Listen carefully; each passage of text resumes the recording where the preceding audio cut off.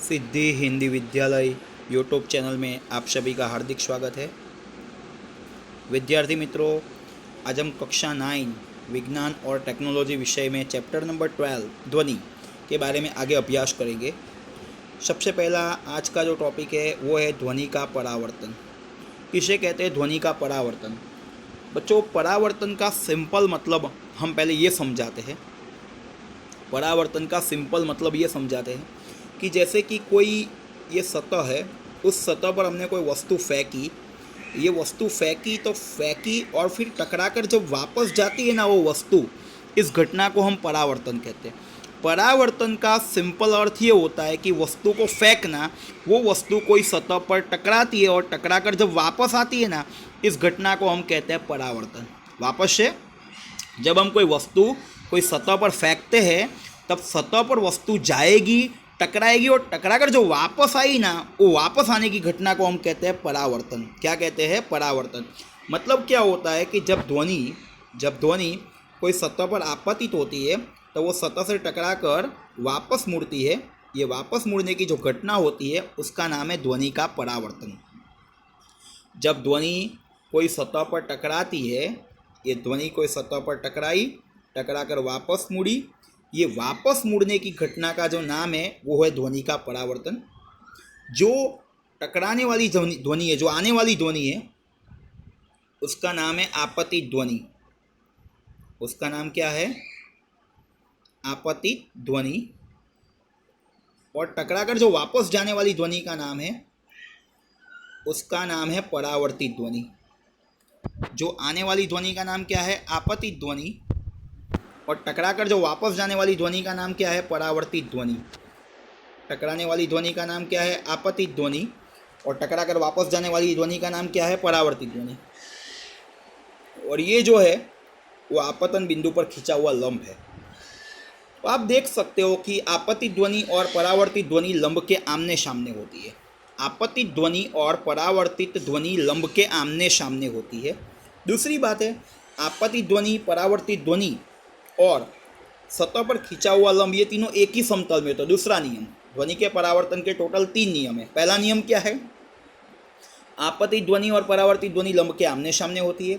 दूसरा नियम ये है कि आपतित ध्वनि, परावर्तित ध्वनि और सतह पर खींचा गया लंब तीनों एक ही समतल में होते हैं।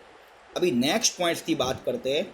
जो आपतित ध्वनि और लंब के बीच में बनने वाला कोण मतलब आपतन कोण, परावर्तित ध्वनि और लंब के बीच में बनने वाला कोण मतलब परावर्तन कोण। क्या कहा?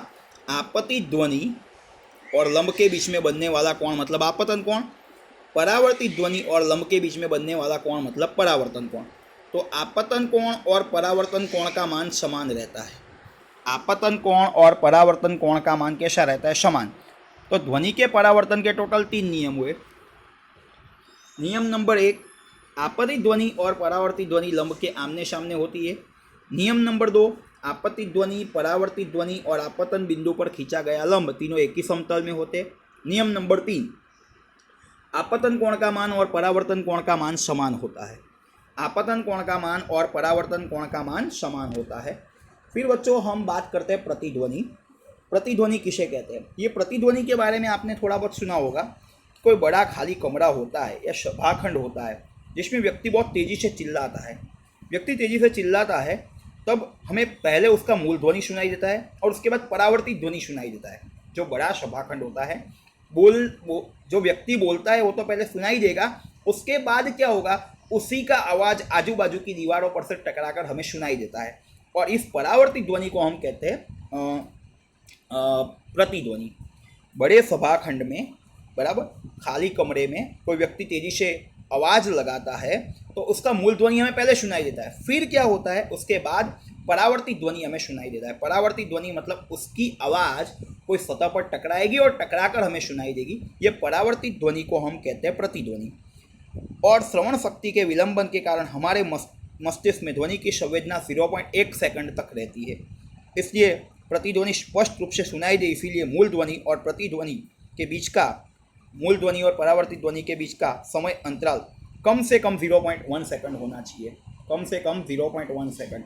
मतलब मूल ध्वनि और प्रतिध्वनि के बीच का जो समय अंतराल है वो 0.1 सेकंड से ज़्यादा होगा, कम से कम 0.1 सेकंड, मतलब 0.1 सेकंड या 0.1 सेकंड से ज़्यादा होगा, तो ही हमें मूल ध्वनि और प्रतिध्वनि स्पष्ट सुनाई देती है। तो ही हमें मूल ध्वनि और प्रतिध्वनि स्पष्ट रूप से सुनाई देती है, अन्यथा सुनाई देने वाली नहीं है। जो सभाखंड में उत्पन्न होने वाली मूल ध्वनि और परावर्तित ध्वनि का समय अंतराल 0.1 सेकंड या उससे थोड़ा ज़्यादा हो, तब हमें मूल ध्वनि और परावर्तित ध्वनि अलग अलग सुनाई देती है। ये परावर्तित ध्वनि को हम प्रतिध्वनि कहते हैं। सिंपल बात है कि बोलना और बोलकर जो आवाज़ आई, मैंने बोला यस, तो आपको एक यस सुनाई दिया, ये मूल ध्वनि है। यही यस आजू बाजू की दीवार पर परावर्तन होकर आपको सुनाई देगा, वो परावर्तित ध्वनि है। जब मूल ध्वनि और परावर्तित ध्वनि का बीच का समय अंतर 0.1 सेकंड या 0.1 सेकंड से ज़्यादा हो, तो हमें मूल ध्वनि और परावर्तित ध्वनि स्पष्ट सुनाई देती है। ये परावर्तित ध्वनि को हम कहते हैं प्रतिध्वनि। 22 डिग्री सेल्सियस तापमान पर हवा में जो ध्वनि का वेग होता है वो 344 मीटर प्रति सेकंड लेते हैं हम। तो ध्वनि को श्रोता से परावर्तक सतह पर जाकर फिर वापस आने के लिए ध्वनि द्वारा हवा में कटा हुआ अंतर कम से कम 34.4 मीटर होना चाहिए। मतलब प्रतिध्वनि स्पष्ट सुनने के लिए जो ध्वनि स्रोत का जो अंतर होता है वो कम से कम 17.2 मीटर का होना चाहिए, दीवार और श्रोता के बीच का।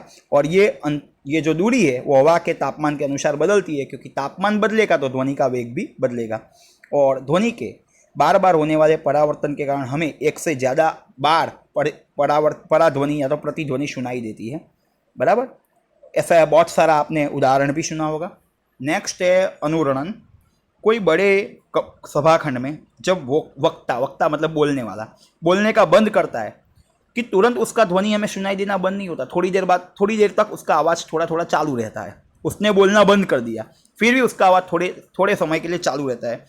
सभाखंड में प्रेक्षक तक ध्वनि सीधा भी जाता है, जैसे कि ये बोलने वाला व्यक्ति है, इसका आवाज़ ये सीधा भी ये सुनने वाले के तक पहुंच जाता है, और आजू बाजू की दीवार के साथ टकरा कर भी इसके पास जाता है।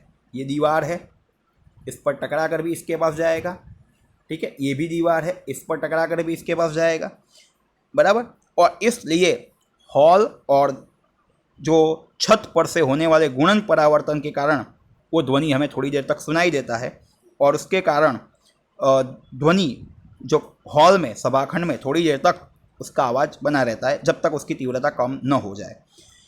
इस प्रकार ध्वनि उत्पन्न होने का बंद होने के बाद भी बार बार हमें आवाज़ वो ध्वनि सुनाई देता है। वो उसका कारण है प्रतिध्वनि के कारण, उसके परावर्तन के कारण। क्योंकि ध्वनि का जो परावर्तन होगा, टकरा कर वापस मुड़ा, ये टकराया और वापस मुड़ा, ये टकराया वापस मुड़ा, मतलब ध्वनि के परावर्तन के कारण हमें वो ध्वनि बार बार सुनाई देता है, बराबर। और इसके कारण हमें जो स्पष्ट आवाज़ सुनाई देता नहीं है।